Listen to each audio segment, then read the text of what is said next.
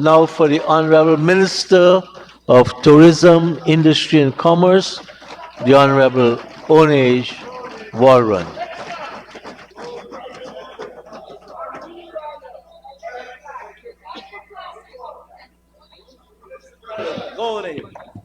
I want to say,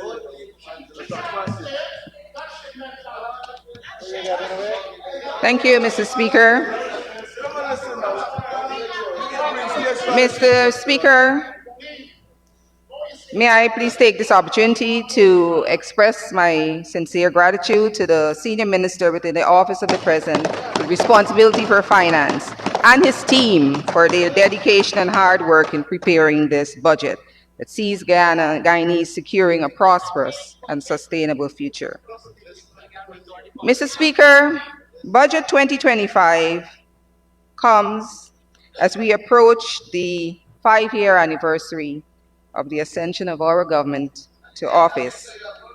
And one cannot help but contrast the performance of the PPPC administration with that of our predecessors, who now occupy the other side of this honorable house. Mr. Speaker, unlike that of the other side, our record has been one of delivery. It has been a record of achievement, a record of competence in execution, and of promises kept. Mr. Speaker, I list in bemusement at our previous speaker, Ms. Amanza Walton Desir, honorable member, who has left, has decided not to give us the courtesy after standing up on their soapbox, throwing everything at the Guyanese people, everything onto the wall to see what will stick, stoking xenophobic sentiments, trying to create fear for the people with allegations that have no solutions, offering solutions to imagine ghosts and fears. Mr. Speaker, the truth is that most of the Venezuelans who are here are of Guyanese descent. That is the truth. that's correct. But, Mr. Speaker, I wish to speak to what is the undercurrent of the honorable member's presentation. The sounding brass and tinkling cymbals, vacuous, empty. And I wish, Mr. Speaker, for the people of Guyana, so when they take it down a notch, and there was a reason why I came and started at a level tone, because we need to take down the rhetoric a notch and listen to the substance. It is empty, vacuous, nothing there, Mr. Speaker. Nothing. Nothing of substance. A lot of nothingness. And some of these criticisms, Mr. Speaker, as the honorable member Desir has raised in the House and outside the House, tells us a story of who they really are. There's a reason why they have to come here and flay their hands and jump up on the table and do all of that. It is creating, you have to create a mirage as if we are doing something, because they've done nothing. They're trying to move themselves out of inertia, but it's not going to happen, Mr. Speaker. They have done nothing. They have no solutions. Nothing. So, Mr. Speaker, the honorable member, Amanza Desir, argues, like most of our colleagues have, that it's not reasonable to compare their performance under the APNU in 2015 to 2020, their performance without oil resources, to our performance in the context of oil resources. And Mr. Speaker, I want us to take the time to delve into these kinds of arguments, because the Guyanese people deserve to hear truth, they deserve to hear well thought out arguments, and they deserve to hear substance. The honorable member this year said outside of the House, and I quote, how much a government gives to its people, it's directly related to how much it has to give, and went on to say that our government has, and I quote, unprecedented fiscal space. Fiscal space. This sounds plausible enough on its face, Mr. Speaker, but let us examine this argument a little more closely. Mr. Speaker, before 2015, without even the prospect of oil resources within the fiscal space available, the PPPC government found the money to pay cash grants of $15,000 per year to school children. The APNU-AFC came into office riding the wave of first oil discovery in 2015 and took that grant away. Mr. Speaker, without oil money, or the anticipation of oil money, the PPPC government found the money to pay a 1-month bonus to the discipline services.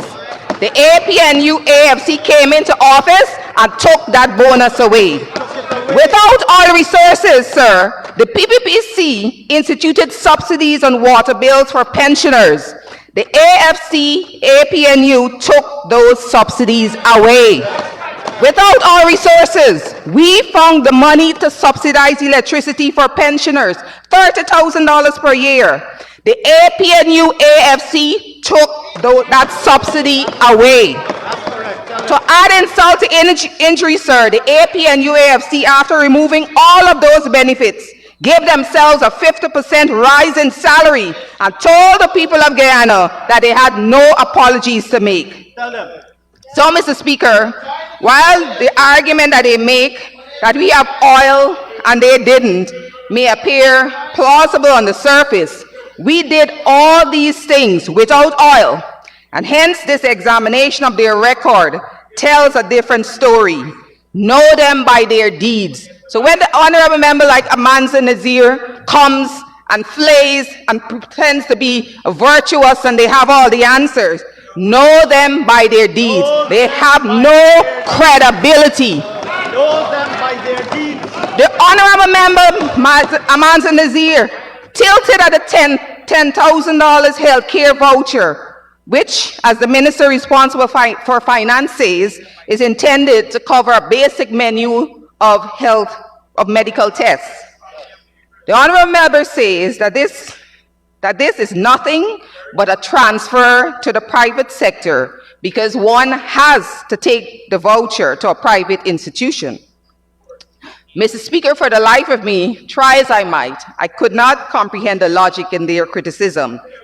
Mr. Speaker, given that tests are free in the public health system, where else would a citizen take such a voucher? As far as I understand it, Mr. Speaker, no one has to do anything in respect of the medical care voucher. A member of the public can choose to have the test done in the public health system, in which case, as I said, it is free and no voucher is needed. If, however, a citizen chooses to access the private health care system for whatever reason, we are saying to that citizen, here we will defray some of that cost for you. It is the same way that the Because We Care cash grant is extended to every child, regardless of whether that child is in the public or private education system. But we don't hear the same criticism about the education grant, Mr. Speaker.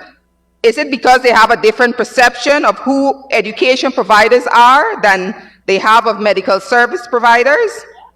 And in any case, the opposition never concedes, or maybe they don't understand, that businesses have costs. They carry on as though every dollar of revenue constitutes a profit. For them, the medical service provider doesn't have to use supplies to conduct tests. They don't have to pay rent. They don't have overhead. They don't have to pay staff who work. No, if you listen to the opposition, every dollar of revenue that goes to the private sector goes straight into the pocket of some businessman or woman, but the goods and services are provided to the customer by magic. But this is the mentality of the opposition, Mr. Speaker. It is a zero-sum mentality. They can't conceive of public and private healthcare systems complementing each other, with each occupying an appropriate place in the national fabric. They want to take us back to the days where there was no private sector, where the state, according to them, must control the commanding heights of the economy, where the state dominated all aspects of people's lives, where the state, their state, did everything and did it badly. Mr. Speaker, I also wish to thank the Honorable Member Jurita Finance, who opened the debate for the opposition last Friday. I think the Honorable Member did the nation a great service as well in her presentation. I say this, Mr. Speaker, in this context, the Honorable Member is amongst the new guard in the ranks of the opposition. She, like the Honorable Member Walton Desir, is of their new generation and represents the future of their party. So it is instructive for us to have a demonstration, sir, of where our friends in the opposition are headed, as illustrated by their best and brightest. Mr. Speaker, there is a Yiddish word which I think aptly describes the presentation of the Honorable Member, Ms. Finance. That word, sir, is chutzpah. Translated to English, means audacity or temerity. That word comes to mind, sir, because it is the height of audacity for someone who is part and parcel of a party that told people to go on the street corner and sell plant and chips and dog food to make a living, to come here and say in this honorable house that service jobs in the hospitality industry are beneath the dignity of Guyanese. Let me hasten to say, Mr. Speaker, that on this side of the house, we have absolutely no problem with people who sell dog food on the corner. They are doing honest work, and honest work is dignified work. So we don't have a single problem with those hardworking people, Mr. Speaker. What we have a problem with, sir, is the temerity of people like the Honorable Member Finance, whose government not only told Guyanese to go make their living selling on the street corner, but imposed a tax on top of them in the bargain. You will remember, sir, that huckster's tax as one of the more than 200 regressive taxes that this administration has removed. And then they come to this house disparaging jobs which offer steady employment, offer opportunities for advancement, as well as inclusion in the social safety net through the NIS scheme. Mr. Speaker, the Honorable Member, who is in the vanguard of the opposition's new generation, told us that tourism makes us a nation of servants. Mr. Speaker, this is the voice of the opposition's future, giving us the identical argument of the PNC from days past. So it appears, Mr. Speaker, that notwithstanding the new look, the new people, the new day, this new day, it's the same old tired philosophy on the other side. But we must thank the Honorable Member, Ms. Finance, for reminding us of who they are, because Guyanese will be making an important choice this year. Mr. Speaker, the Honorable Member's presentation last Friday was emblematic of the particularly insidious way in which the opposition tries to demonize the government and the private sector. What they do is focus on the biggest and most visible businesses, those businesses which by their very nature are in a position to make major investments. They then claim that the private sector only comprises these businesses, and then they say to their supporters, the government is giving all of the money to the private sector. And again, they represent the situation as though private sector revenues are one and the same as private sector profits. The Honorable Ms. Finance gave us a masterclass in this type of subterfuge last Friday, Mr. Speaker. Mr. Speaker, the Honorable Member, in attempting to ridicule the thousands of jobs created in the hospitality sector, said that we are telling people to work in hotels that they can't afford to stay in. And after she was done in here, Mr. Speaker, the Honorable Member took to social media and posted the nightly rates of the top 3 hotels as if to make her point. Yes, the hashtag was "I said what I said." She doubled down. It moved me to make the point that the Honorable Member appears to have no understanding of the scope of the hospitality sector. I would invite the Honorable Member to take a trip to her hometown of Bartica and visit the 13 hotels operating there, one of which recently undertook an expansion. I would invite the honorable member to speak with those hotel owners and reconsider whether she wants to come to this house to disparage the hotel business. Mr. Speaker, as part of our evaluation of the hospitality sector, the Guyana Tourism Authority monitors 95 hotels located in almost every region of this country. 95, Mr. Speaker, 95.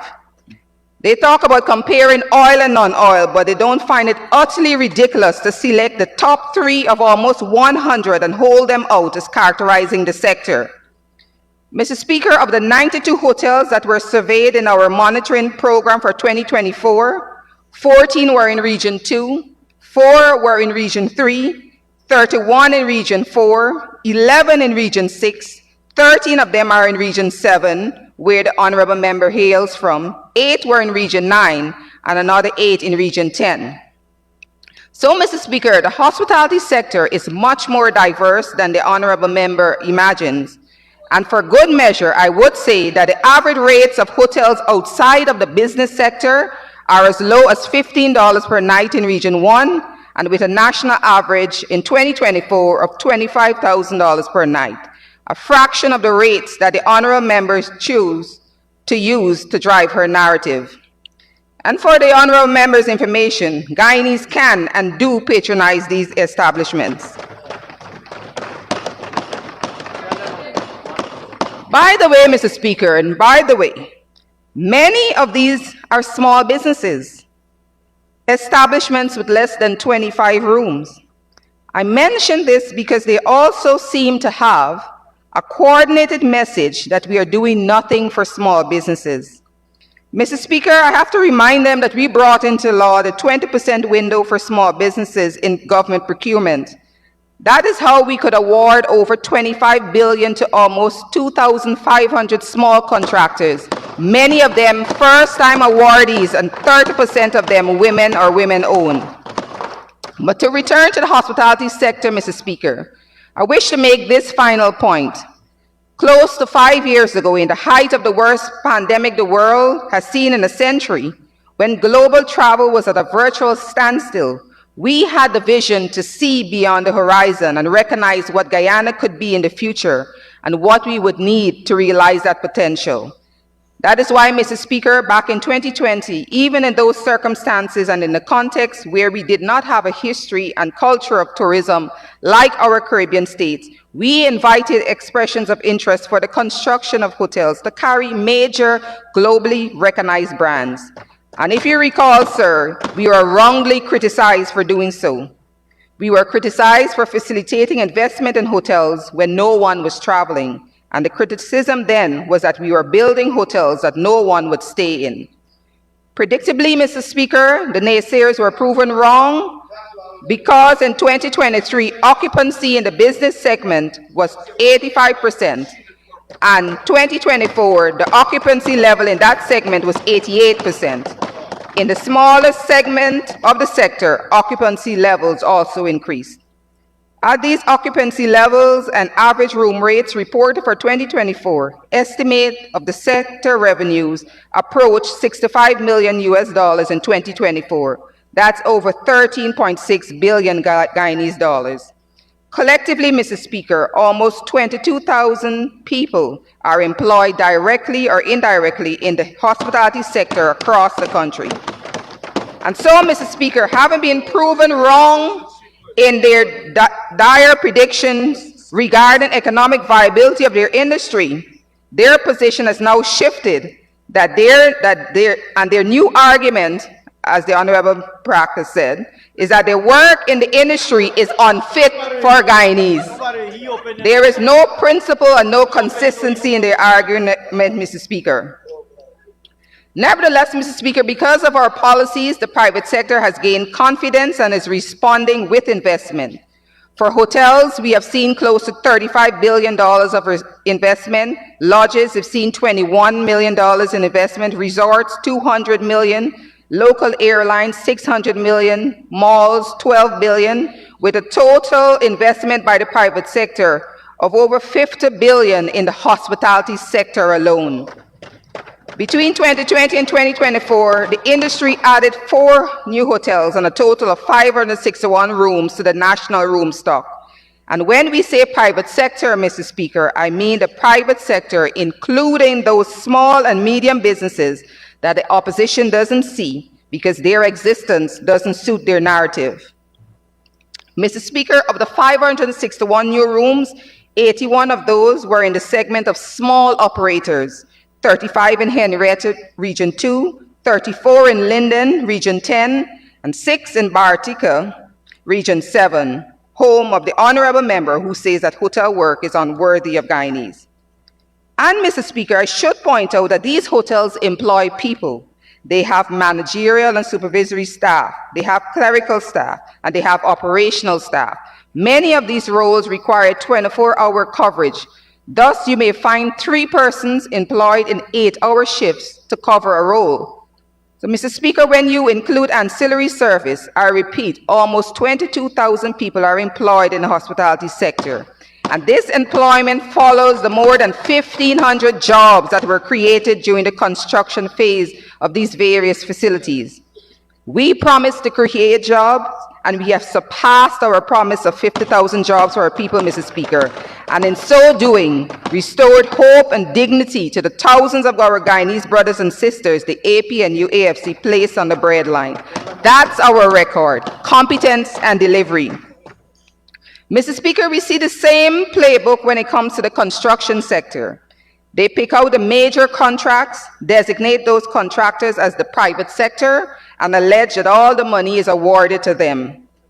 But, Mr. Speaker, just over 3 months ago, on the 11th of October, on these very premises, I was here when we awarded 673 contracts to small contractors with a total value of $11.5 billion for building community roads and other infrastructure in Region 4.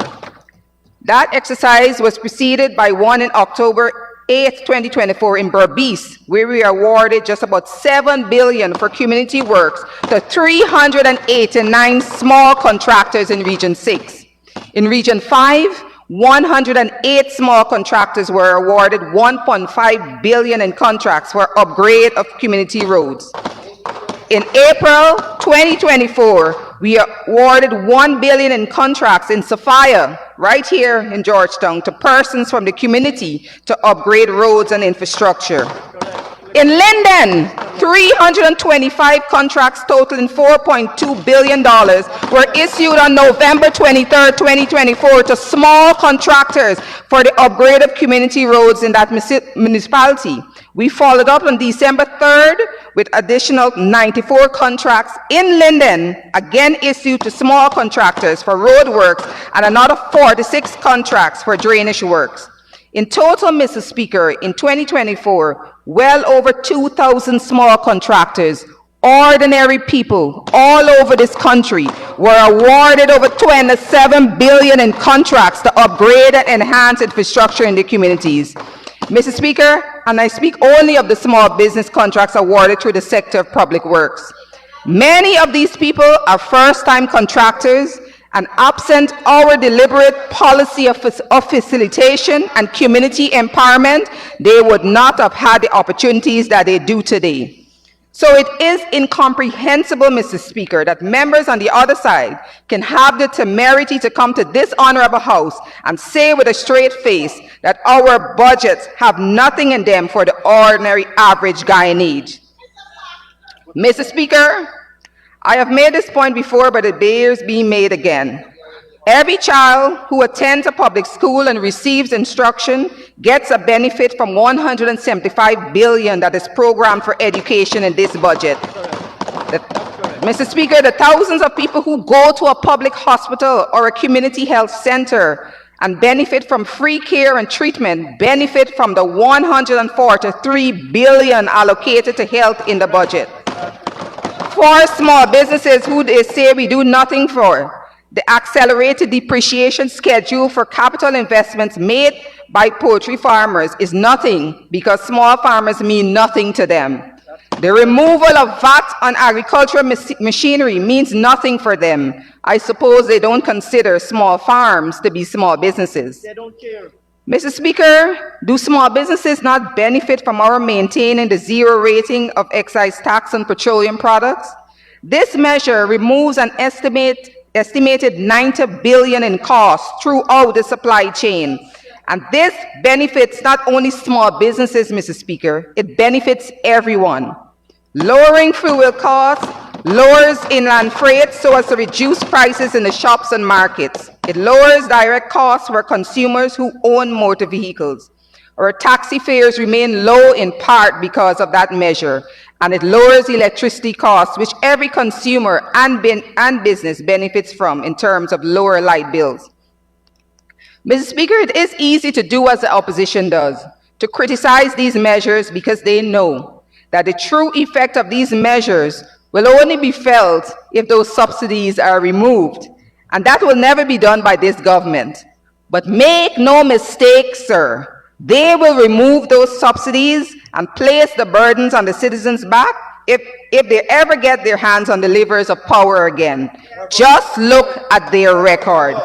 That's correct, because that's what they do. Mr. Speaker, there is 800 million program for small businesses in the agro-processing sector. This is in addition to the 3 billion program for facilities in Region 2, 3, 4, and 10 for small businesses operating in the light, medium, and processing industries. In Region 2, on the Naming Industrial Estate is 95% complete. I will be ready for rollout in the first quarter of 2025, offering 90 plots for prospective businesses. Development at the York Industrial Estate in Region 10 is progressing and is scheduled for completion in 2025. Mr. Speaker, these initiatives build upon our successes with the business incubators in Lethem and Belvedere, which gives me another chance to address the oil versus non-oil comparison argument. Mr. Speaker, you might recall that in August 2020, both locations, Lethem and Belvedere, were mere shells, despite representations by the APNU AFC that they were in a position to begin operations. There was a public launch in Belvedere and an extensive media tour in Lethem, which included several business people from neighboring Brazil. But it was all a mirage, Mr. Speaker, a pretense, the kind of subterfuge that the APNU AFC excels in. Despite the fanfare, no equipment was installed, not a pod was occupied, and nothing was produced. Today, Mr. Speaker, residents of Region 6 and 9 have access to state-of-the-art agro-processing facilities which provide a direct benefit to the agro-processing sector. As a result, we have real production of value-added items which benefit the respective communities. Last year, Mr. Speaker, more than 8,000 pounds of indigenous flowers and powders, almost 70,000 sachets of herbal teas were produced at the Berbice incubator, and almost 5,000 sachets of tea, along with large quantities of dried pepper and dried fruits, were produced at the Lethem Business Incubator Center. Especially in the Lethem area, without those facilities, Mr. Speaker, much of those produce would go to waste. With the successful completion of this project, sir, the small farmers from the Lethem environs can preserve their produce and earn more revenues from the resulting value-added products that are placed in retail outlets throughout the country. And that is the difference between the PPPC and the APNU AFC, sir. Here you have the same project, different administrations, different results. So this has nothing to do with access to oil revenues versus lack of oil revenues, Mr. Speaker. It is a matter of the contrast between competence and ineptitude. Mr. Speaker, no amount of oil money can buy them competence. Moving on with small business, Mr. Speaker, I have to make the point that support to small business is not merely grants and loans. A critically important support measure is training to build capacity. This year, we plan to train an additional 3,000 small business owners, adding to the 10,000 who have already benefited from training in areas like marketing fundamentals, business planning, and financial management. Mr. Speaker, I already alluded to the fact that in the construction sector, over close to 2,500 contractors received over $25 billion in small contracts. It is this kind of training, especially in planning and financial management, that enhances the capabilities of small businesses to allow them to benefit from these larger government contracts that we have been awarding in the construction and other sectors. So you can see, Mr. Speaker, our interventions are integrated into a cohesive whole that is designed to bring about inclusive, sustainable growth and development. So our support is not just limited to small grants. What we are doing also is facilitating alternative sources of financing and revenue for small businesses. For these businesses, Mr. Speaker, access to finance has been enhanced with the Security Interest in Movable Property Bill. An enhancement of revenue drove the institution of legal frameworks such as the 20% procurement set aside and the Local Content Act. The local content, which because of the constraints of time does not allow me to elaborate on its successes, but suffice it to say that in procurement alone in the oil and gas sector, we have over 1,000 Guyanese small businesses actively participating. Turning to the wider tourism sector, Mr. Speaker, here our performance continues to improve substantially as our policies continue to place Guyana on the map as a sought-after travel destination. A sum of $719 million is budgeted for 2025 to build on this progress. With recognition in media and travel magazines too numerous to mention, please permit me, sir, to list a few highlights. In 2024, Guyana received the International Travel Award for Destination of the Year, Ecological Tourism, from the Pacific Travel Writers Association. The Guyana Tourism Authority received silver place in the 4th edition of the WTM Latin America Responsible Tourism Award 2024 in the category of Best Initiatives for Indigenous Tourism and their Traditional Communities. Guyana was nominated as Green Destination of the Year at the Caribbean Green Awards and for the World Travel Award, South America's Responsible Tourism Award in 2024. The Iracama River Lodge earned a nomination as South America's leading eco lodge at the WTM Responsible Awards in 2024. These awards and nominations constitute growing international recognition of our credentials for sustainable, eco-friendly tourism, our commitment to our indigenous communities, and our capacity to provide world-class experiences in harmony with nature. Our air connectivity has seen a significant boost with multiple new routes and airlines entering the market. The launch of direct flights between Guyana and Grenada by Inter-Caribbean Airways and the Caribbean Airlines introducing direct flights to Suriname have made regional travel more accessible.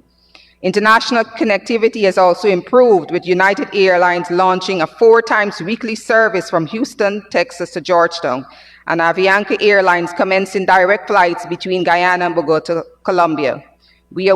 Honorable Member, we will need an extension for you to continue to conclude. Mr. Speaker, I'd like to ask that the Honourable Member be given 5 minutes to conclude his presentation. Thank you, Minister Teixeira. Honorable Member, you may continue and conclude in 5 minutes. Mr. Speaker, our coordinated and purposeful work has resulted in visitor arrivals setting an all-time record of 371,000 in the year 2024. This is more than 4 times the level of 82,000 recorded in 2020. It exceeds by over 16% last year's record-setting performance of 319,000. In total, visitor arrivals increased by more than 50,000 persons in 2024 as compared to 2023. This exemplifies what we mean, Mr. Speaker, when we say we have a record of competence and delivery. Mr. Speaker, we have $1.2 billion allocated to standardization and standards development for 2025. These activities have an integral role in developing our competitiveness. In this regard, the GNBS is one of those organizations that has an unobtrusive but critical role to play. It may not be widely known, but GNBS also plays a critical role in the petroleum sector. The Oil and Gas Department of the Bureau monitors operations on the FPSO. GNBS inspectors are stationed to oversee the custody transfer process and to ensure precision and accuracy of the transaction records relating to oil production and lifts. The GNBS is also responsible for sampling crude stored in cargo tanks to determine quality. You would no doubt readily appreciate, sir, that the quality of a lift will influence its price. Mr. Speaker, altogether, our inspectors aboard the FPSOs conduct more than 3,000 high-precision tests each year as they work on the front line to safeguard our oil revenues. They are our first line of assurance with respect to the integrity of these revenues, and it is not inappropriate to recognize their otherwise unseen and unsung role in protecting our patrimony. Such is the capability of the Bureau, Mr. Speaker, that they now provide testing and technical assistance services not only to local and foreign-owned businesses here in Guyana, but also to entities in several countries of the CARICOM region. Mr. Speaker, we can speak proudly of these things because our record is one of competence and delivery. In every sector, our approach is purposeful and result-oriented. The contrast with the record of our friends on the other side could not be starker. Mr. Speaker, I had cause on a previous occasion to go through in detail a number of promises made on the other side in their 2015 manifesto, none of which they kept. This year, as we approach elections, we are going to hear them again, promising Guyanese the moon, the stars, and the skies. They have already started, Mr. Speaker, with a pamphlet containing a slew of promises. And then the honorable member, Mr. Holder, mounted off a few of them in the House today. Once again, Mr. Speaker, you have to marvel at the audacity. Imagine, Mr. Speaker, they who imposed a value-added tax on electricity are now promising subsidies on electricity. They who imposed VAT on water are now promising the Guyanese people subsidies on water. They who took away the bonus from discipline services are now promising 35% increase in salaries for the discipline services. They who took away the $15,000 a year cash grant for school children are now promising $150,000 per year. The height of audacity, Mr. Speaker. They who promised a double old age pension in 2015 and didn't do it are promising again to double the old age pension. You have to marvel at the chispa, Mr. Speaker, at the audacity. In the face of their record, they come to the Guyanese people with a straight face, repeating these promises. I did know that all of the members on the other side were laughing when Mr. Holder was giving out the list of promises, and some did appear to be shocked. Then, for good measure, they promised free university education, which we have already announced last year. They have some vague promise of mortgage assistance when since 2013, the PPPC government introduced a mortgage interest relief program. Mr. Speaker, after ridiculing the part-time workers scheme from its inception, in this year, the opposition suddenly declares its support for the program, and they are promising to raise the part-time workers' stipend by 25% from $40,000 to $50,000 a month. They are promising to cut taxes and increase spending. They criticize our payment of $100,000 for every newborn, but they are promising $150,000 per year every year for every child under 16. They are promising subsidies on almost everything under the sun. And on top of all that extra expenditure, Mr. Speaker, they are promising to cut taxes. But the Guyanese people know better. They know that the AP and UAFC never met a tax they wouldn't raise. They never met a benefit that they wouldn't remove, or never an election that they wouldn't rig. It's easy to make promises when you don't intend to keep them. It's their MO to raise taxes, snatch the benefits from the hard-working Guyanese, and then when the people reject them, try to steal their vote. In conclusion, Mr. Speaker, the achievements and measures I have outlined today are at the heart of the transformation that is taking place in Guyana under the stewardship of our PPPC government. We have worked tirelessly to create an environment where all our people thrive and prosper, from Region 1 to Region 10. Guyana's economic future looks incredibly bright as we continue to make strategic investments in infrastructure, human capital, tourism development, and support for local businesses, among other areas. And as we continue to work towards that future, we are committed to building on our successes and ensuring that every citizen of Guyana benefits from the opportunities created in our new economy. Budget 2025 maintains the platform for continued growth, resilience, and prosperity.